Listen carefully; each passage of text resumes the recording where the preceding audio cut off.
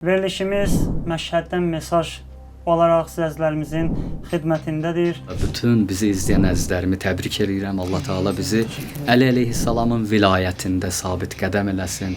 Ədir-Kum hadisəsi insanları birliyə və bir ümmət şəklində cəm olmağa və bir-birindən ayrılmamağa çalışır və çağırır.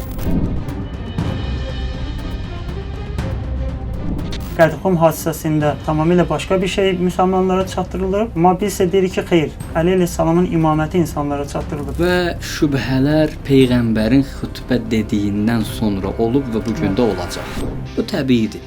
Böyük bayram sayılır və bu bayramı gərək qarşılamaq üçün, bu bayramı keçirtmək üçün bəzi əməllər lazımdır. Üzr istəyirəm Kərbəla ayəndə.